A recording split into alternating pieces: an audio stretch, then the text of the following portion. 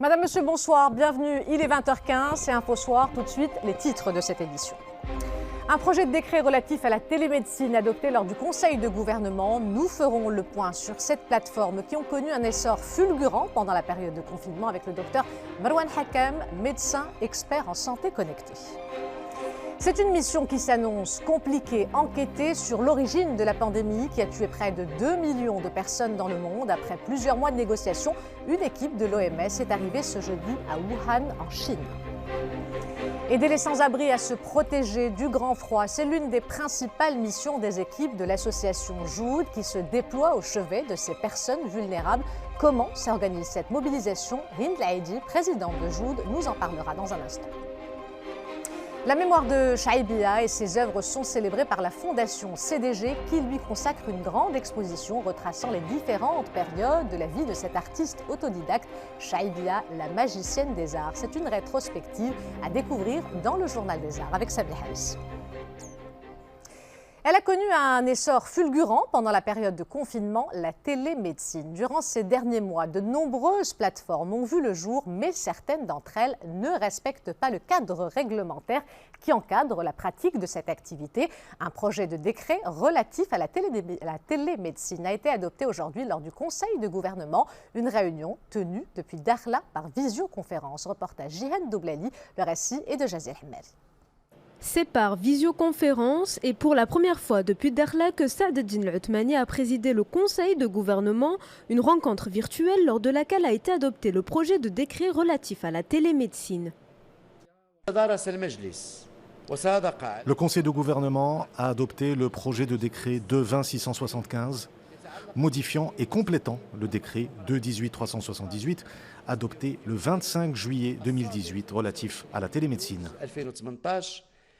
L'adoption de ce texte intervient dans un contexte d'augmentation considérable des consultations à distance, des chiffres en hausse notamment depuis le début de la pandémie.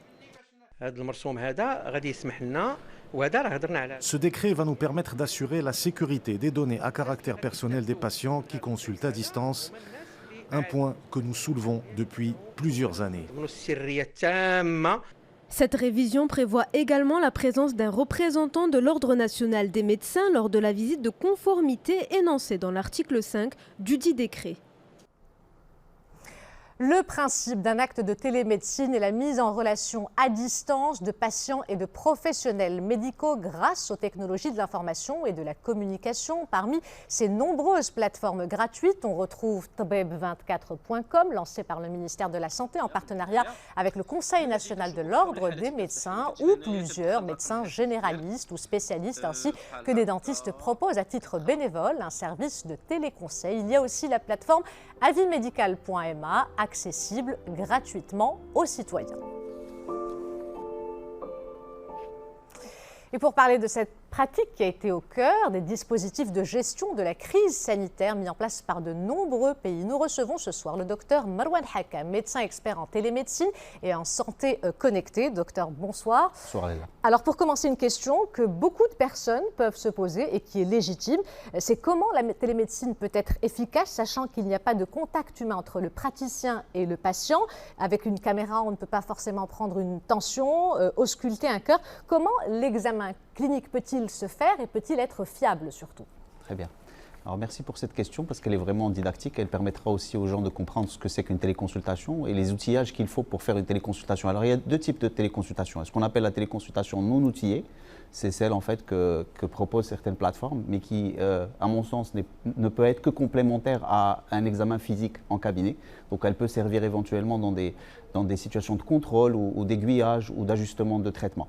Par contre, il y a ce qu'on appelle la téléconsultation outillée, où vous avez du côté du patient un certain nombre d'outils, notamment dans les centres de santé. Donc vous savez qu'il y a une initiative nationale de télémédecine qui a été lancée depuis à peu près 2 ans, et qui est en train d'équiper un certain nombre de centres de santé au niveau des zones de haute montagne, avec des valisettes où il y a des outils connectés qui permettent de prendre toutes les mesures biométriques nécessaires. La seule chose que l'on ne peut pas faire aujourd'hui avec la télémédecine, c'est la palpation.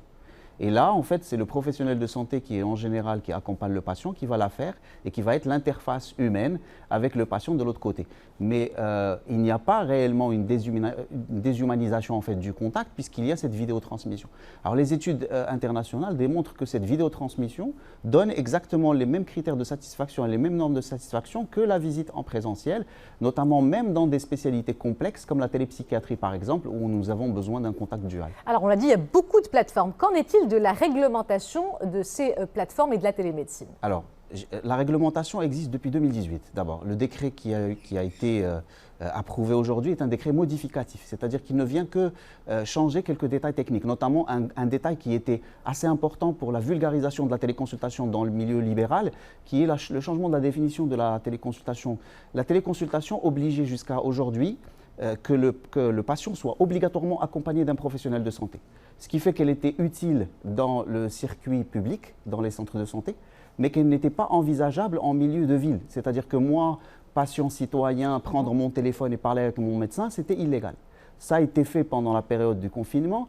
Beaucoup de médecins se sont portés volontaires pour travailler dans des plateformes de téléconseil. S'il vous plaît, ces plateformes-là ne sont pas des plateformes de télémédecine. Elles ne sont pas, comment dire, intégrées dans les actes télémédicaux. C'est des plateformes de téléconseil. Le téléconseil étant un outil d'orientation ou d'aiguillage qui ne peut absolument pas donner lieu à un diagnostic ou un traitement. On va dire qu'aujourd'hui, cette réglementation vient pour appuyer certains détails techniques, mais il faut savoir qu'elle existe déjà et on est un des rares pays à avoir une réglementation depuis déjà 2 ans.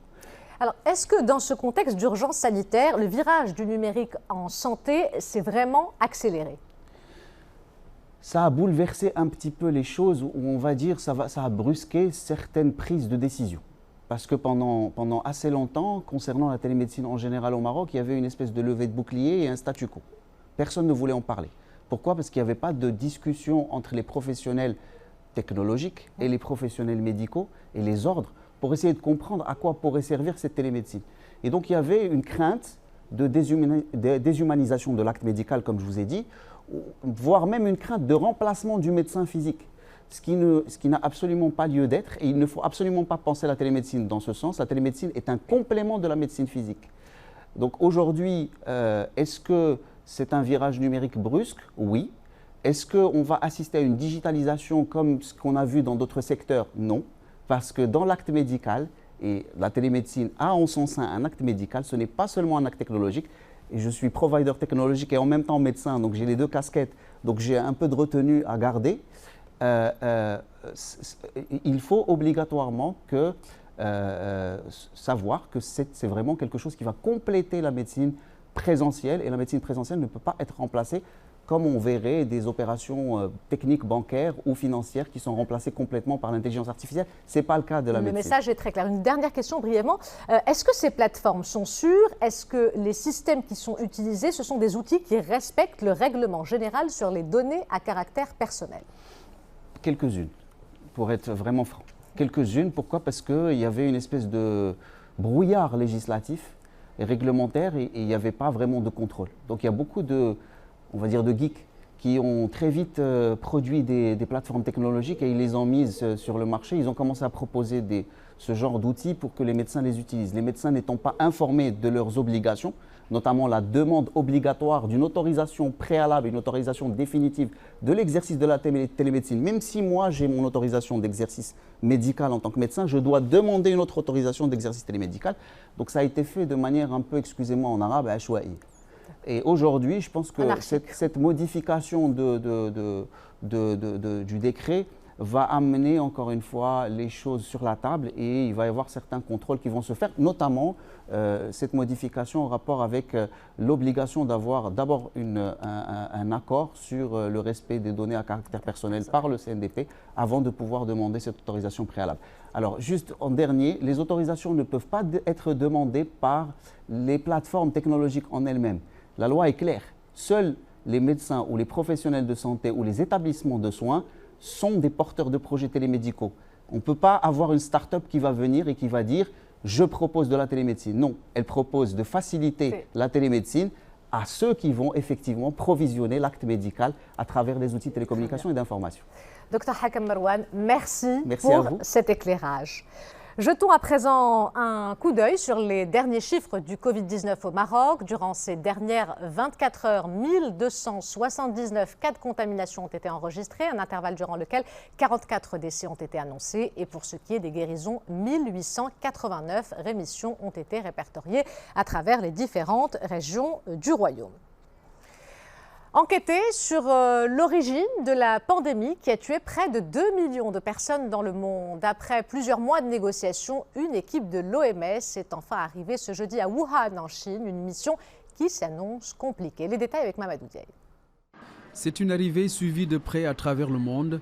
L'équipe d'experts de l'Organisation mondiale de la santé a enfin foulé le sol de Wuhan, berceau de la pandémie du Covid-19. Cette équipe est chargée d'enquêter sur les origines du coronavirus. Un exercice sensible pour la Chine qui a toujours écarté la moindre responsabilité. Ces équipes sont là et disposent du temps nécessaire pour satisfaire leurs besoins d'enquête. Au même moment, un comité d'urgence de l'OMS s'est réuni ce jeudi pour étudier les nouveaux variants du coronavirus. Les plus connus sont les variants sud-africains et britanniques. À l'instar de plusieurs pays européens, ces nouvelles souches inquiètent les autorités allemandes. Nous ne pouvons pas encore estimer l'impact de ces variants sur la situation en Allemagne, mais ils pourraient aussi s'implanter ici et entraîner encore plus de cas en très peu de temps. Les espoirs reposent plus que jamais sur les vaccins et là encore, les disparités restent impressionnantes. L'OMS appelle à plus de solidarité vaccinale. 95% des injections l'ont été seulement dans 10 pays. Restez avec nous à suivre dans un instant en deuxième partie de ce journal. Les pluies généralisées sur tout le royaume ont bénéficié à tous les bassins hydrauliques. Si on prend l'exemple de Souss-Massa, sur les 8 barrages que compte la région, plusieurs sont aujourd'hui remplis à 100%, comme le barrage de El Souss. Retour à la vie normale, ou presque, pour les restaurateurs qui peuvent à nouveau servir leurs clients après 3 semaines de fermeture dans 4 grandes villes. Bien que la reprise ne soit que partielle avec la limitation des horaires d'ouverture, l'annonce est tout de même perçue comme une bouffée d'oxygène. Mais avant cela, nous allons partir du côté d'El Hoceima et de Chefchaouen, où les chutes de neige sont abondantes et le mercure en chute libre, des conditions météo qui perturbent la circulation. Les chasse-neige se sont lancés dans des balais incessants. Rita Saha. Des routes, véhicules et maisons totalement recouverts de neige. Ces derniers jours, le temps semble s'être arrêté dans la province d'El Hoceima. Même son de cloche dans les alentours de Chefchaouen, comme ici sur le tronçon reliant Issegna Babbered, où les équipes ont travaillé de jour comme de nuit pour permettre aux habitants de circuler. Depuis 4 jours, nous n'avons plus d'électricité. La route a été coupée, on est resté bloqué, sans pain, ni route, ni rien. Ces 2 derniers jours, c'est un peu mieux car la route a été dégagée. Les routes nationales numéro 1 et 8 sont également désormais accessibles, notamment entre Tergist et Taounet. Les déblayeuses sont, elles, à l'œuvre pour dégager plusieurs mètres de neige, mais les autorités appellent à la prudence car certaines routes sont gelées. Près de 215 km de route avaient été coupés dans la province d'El Hoceima. Elles sont désormais ouvertes. Nous sommes en train de terminer l'opération de salage des routes pour éviter les accidents dus au verglas. L'opération de déneigement et de salage se poursuit dans la région, dans des conditions difficiles, car dans certaines zones, les températures sont négatives la matinée. Seule eau de consolation, un paysage à couper le souffle, que l'œil ne se lasse pas de contempler. Et par cette rudesse du climat, les nuits se font encore plus longues et la vulnérabilité des sans-abri se consume à petit feu. Les bénévoles de l'association Joud se déploient au chevet de ces personnes vulnérables. Nos équipes les ont suivies le temps d'une soirée de distribution d'aide alimentaire et de couverture. Le reportage est signé Mohamed Badawi, le récit est de Mamadou Diaye. Dans cet entrepôt, l'heure est au rassemblement des derniers colis pour la tournée du soir. Ces bénévoles de l'association Joud distribuent des repas et couvertures aux sans-abri 2 fois par semaine dans la région de Casablanca. À peu près chaque soir, on distribue entre 450 à 500 repas. C'est des repas complets avec des fruits, des fromages, du pain, des biscuits. Dans un contexte de pandémie du Covid-19 et un hiver glacial, l'intervention de ces équipes humanitaires est plus que jamais essentielle. Des visages que ces sans-abri commencent à reconnaître. Nous remercions cette association et elle nous distribue de la nourriture 2 fois par semaine. Je dors tous les soirs dans la rue. Heureusement que nous recevons la visite des membres de l'association. Je vous présente sur 5 villes, Rabat, Marrakech, Tanger, El Jadida et Casa bien sûr. À part donc les repas chauds qu'on distribue, il y a également des vêtements et des couvertures. Il serait plus de 7000 sans-abri dans tout le pays qui se retrouvent sans toit pour des raisons diverses. Des personnes qui comptent sur ce genre d'initiative pour de meilleures conditions de vie. Aider les sans-abri à se protéger du grand froid, c'est l'une des principales missions des équipes de l'association JOU, dont la présidente est aussi l'invitée de ce journal. Hind Laïdi, bonsoir. Bonsoir Ihsan. Alors, ce reportage a été tourné hier soir. Les équipes étaient sur le terrain. Ça, c'est un petit peu la dernière étape. Avant ça, comment est-ce que vous vous organisez? Surtout, est-ce que vous travaillez avec les autorités locales? Et comment vous recensez cette population cible, surtout durant cette période difficile, cette période de grand froid? Alors pour notre organisation, nous avons mis en place des protocoles et des chartes que les bénévoles connaissent parfaitement et le modèle il est duplicable, il est appliqué dans toutes nos antennes à travers le Maroc. Maintenant, pour les autorités, nous n'avons jamais sollicité leur aide pour les maraudes nocturnes. Nous avons commencé à être accompagnés des autorités depuis le lancement de notre camion douche. Une fois la crise sanitaire annoncée, nous avons énormément collaboré. J'en profite d'ailleurs pour les remercier. Et là, on se prépare avec l'INDH pour un partenariat en vue de grands projets au profit de notre cible. Alors, on parle beaucoup de SDF dans le milieu urbain. Est-ce que vous avez une idée sur la dimension du phénomène en zone rurale? Nous avons les chiffres annoncés par le Haut Commissariat au Plan en 2017 qui annonçait que 11% des SDF sont en milieu rural. Est-ce que c'est une zone aussi où vous intervenez, vous essayez de travailler? Non du tout en temps normal. Mais là, depuis la crise, comme nous distribuons des aides de paniers alimentaires à travers tout le Maroc, nous sommes en milieu urbain et rural, à travers partout. Alors, il est très délicat d'estimer la taille d'une population qui est hétérogène et surtout mobile, mais est-ce que vous êtes en mesure d'évaluer le nombre de personnes sans domicile fixe? On l'a entendu dans le reportage, les estimations parlent de 7000 personnes. Est-ce que pour vous, qui travaillez sur le terrain, c'est un chiffre qui reflète la réalité? Le chiffre, encore une fois, a été avancé par le HCP. Je pense qu'il s'agit de plus de personnes. À notre niveau, nous avions besoin de connaître cette population parfaitement, de la recenser et la segmenter aussi par sexe, par âge, par s'ils sont identifiables auprès des autorités ou pas, etc. Nous avions mis au point un logiciel accompagné d'une machine à reconnaissance digitale qu'on a installée sur le camion douche. Malheureusement, nous avons dû l'arrêter dès le début de la pandémie. Nous espérons reprendre nos activités et nous aurons des chiffres très très clairs. Mais est-ce que celui-ci reflète la réalité ou vous pensez qu'il y en a beaucoup plus? Non, il y en a plus, certainement. Alors, votre travail ne consiste pas seulement, comme on vient de le voir, à offrir des repas et des couvertures. Vous faites aussi beaucoup d'accompagnement. Est-ce qu'il faut parler d'insertion ou plutôt de réinsertion? À nos débuts, on parlait d'insertion vu qu'on essayait d'aider des personnes qui n'ont jamais connu autre chose que la rue. Et nous avons échoué avec nos moyens. Aujourd'hui, nous ciblons plus des personnes qui avaient un mode de vie normal et qui se sont retrouvées à la rue suite à un problème X. Nous aidons plus cette population-là aujourd'hui à avoir un logement, le meubler, trouver un travail et reprendre le cours de vie normal. Mais nous lançons bientôt le projet Joue d'Espoir, qui est un centre de formation et d'insertion. C'est tout un programme qu'il faut pour ces gens qui n'ont connu que la rue. Il faut les aider à avoir les pièces d'identité, il faut les sévrer des drogues et de l'alcool, il faut leur apprendre un métier, il faut leur apprendre aussi tous les codes que nous avons depuis la naissance, quand se réveiller, quand dormir et se brosser les dents et aller travailler. Parce que parfois, c'est plusieurs générations de SDF. Nous sommes à la 4e génération, clairement. Vous savez, une femme de 34 ans à la rue, elle est déjà grand-mère. Ils enfantent dès la puberté, au fait.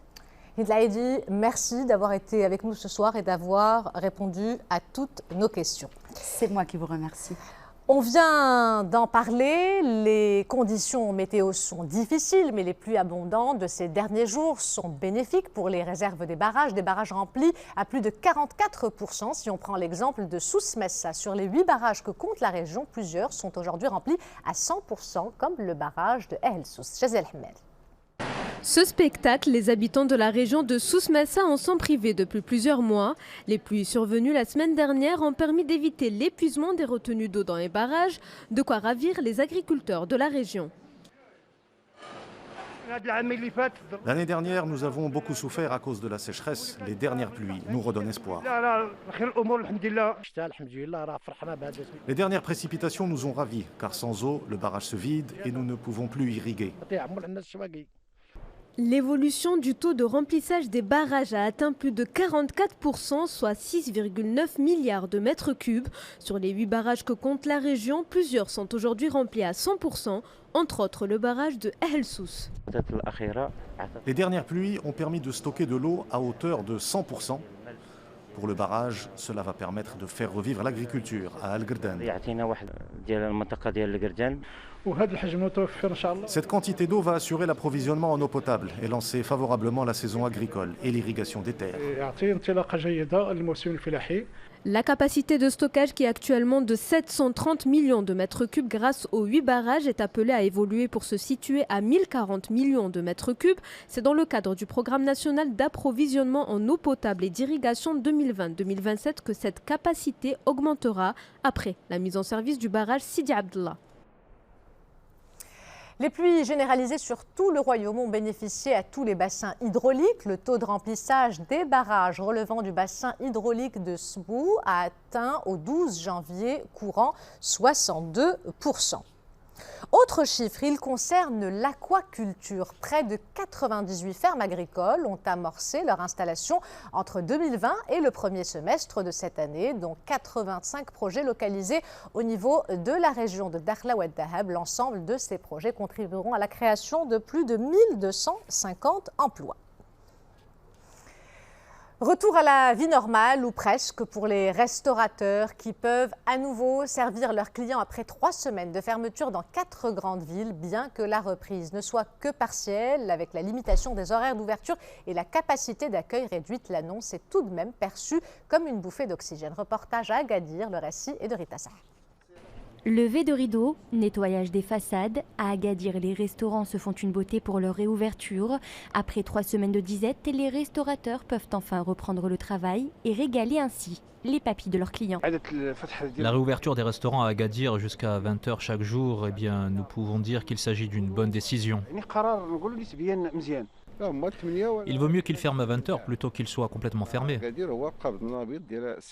Une bonne nouvelle pour les touristes privés jusque-là de mes Marocains. Et d'ailleurs, de leur côté, les professionnels du secteur regrettent de ne pas pouvoir rester ouverts plus longtemps. On espère que les restaurants resteront ouverts un peu plus tard, mais on comprend tout à fait ces mesures. Certains de nos clients viennent vers 19h pour dîner et une demi-heure, 1 heure après, on leur dit que le service est terminé. Les cafés et commerces de la capitale du Souss sont eux aussi soumis au même régime et doivent fermer à 20h, tout comme dans le reste du royaume. C'est l'heure à présent de nous intéresser à l'actualité culturelle avec, comme tous les jeudis, la chronique de Samia Halissi avec le Journal des Arts. Samia, bonsoir. Bonsoir, Hassan. Alors, vous nous présentez ce soir Chaibia, la magicienne des arts. C'est le titre d'une exposition en hommage au talent de la regrettée Chaibia. Alors un titre qui résume très bien, Ihsan, l'exceptionnelle empreinte qu'a laissée la regrettée Chaibia dans l'univers pictural au Maroc et dans le monde. Le destin unique de cette artiste que rien ne prédestinait justement à devenir artiste. Tout a commencé pour elle par un rêve prémonitoire, un songe où elle aurait entendu une voix lui demander de prendre ses couleurs et de peindre. Chaibia est sans conteste la figure de l'art naïf marocain. Pour ses 10 ans, l'espace d'art CDG à Rabat lui a consacré cette exposition réellement fascinante puisqu'elle donne à voir quasiment tout son parcours artistique. Depuis ses premiers pas dans la peinture dans les années 60 jusqu'à ses dernières œuvres sollicitées par les plus grands musées du monde, une exposition à la scénographie très bien pensée qui met en valeur l'univers incomparable de Chahibia, ses harmonies chromatiques grandioses. Chahibia nous plonge dans un monde mystique peuplé de personnages mystérieux. Une exposition à ne pas rater, Ihsen. Et pour nous en parler plus en détail, je vous propose d'écouter Houssine Talal, son fils, nous parler de la carrière internationale de Chahibia. Chahibia a fait beaucoup pour l'art au Maroc sur le plan international, d'autant plus aux États-Unis, surtout à Los Angeles, dans une très belle galerie à Beverly Hills, c'est un quartier très chic.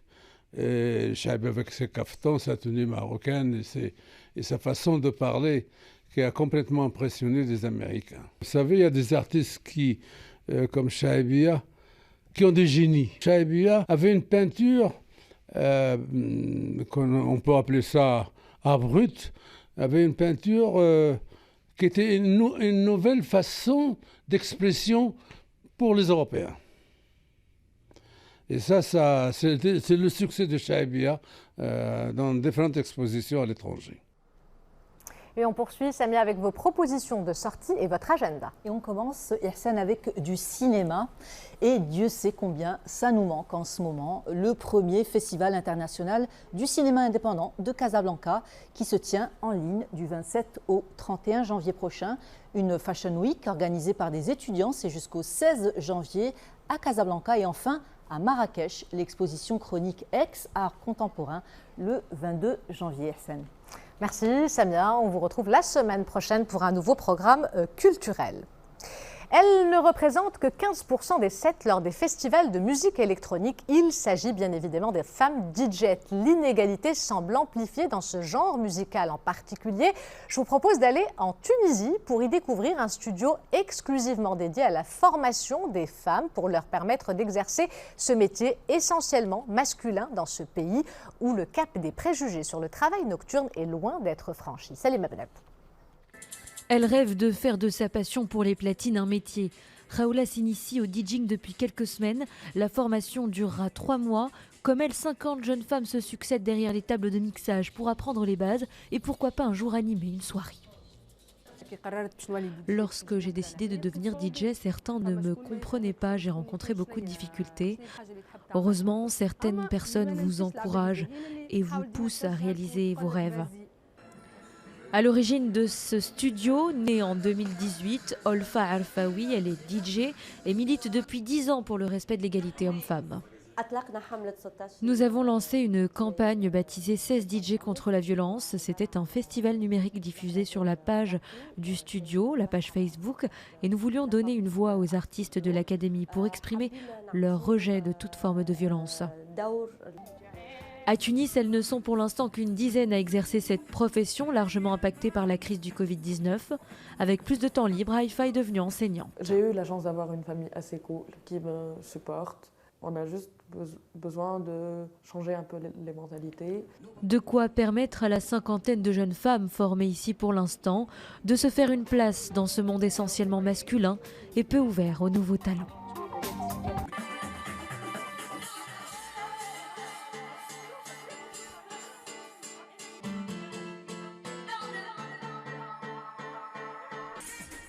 Avant de nous quitter, je vous rappelle les principaux titres de ce journal. Un projet de décret relatif à la télémédecine adopté lors du Conseil de gouvernement. Nous avons fait le point sur ces plateformes qui ont connu un essor fulgurant pendant la période de confinement avec le docteur Marwan Hakam, médecin expert en santé connectée. C'est une mission qui s'annonce compliquée, enquêter sur l'origine de la pandémie qui a tué près de 2 millions de personnes dans le monde. Après plusieurs mois de négociations, une équipe de l'OMS est arrivée ce jeudi à Wuhan, en Chine. Aider les sans-abri à se protéger du grand froid, c'est l'une des principales missions des équipes de l'association Joud qui se déploie au chevet de ces personnes vulnérables. Comment s'organise cette mobilisation? Hind Laïdi, présidente de Joud, était l'invitée de ce journal et elle a répondu à toutes ces questions. La mémoire de Chaibiya et ses œuvres sont célébrées par la Fondation CDG qui lui consacre une grande exposition retraçant les différentes périodes de la vie de cet artiste autodidacte. Chaibiya, la magicienne des arts, c'est une rétrospective que nous a fait découvrir Samia Halissi dans le Journal des Arts. Voilà, c'est la fin de cette édition. L'information se poursuit sur notre site 2m.ma et sur l'application My2m. Le prochain journal El Massaïa vous sera présenté par Zakaria Ait Abdelmjid demain et tout ce week-end. C'est Wedja Dada qui vous accompagnera. Quant à moi, j'aurai le plaisir de vous retrouver lundi si tout va bien. Excellente soirée à tous.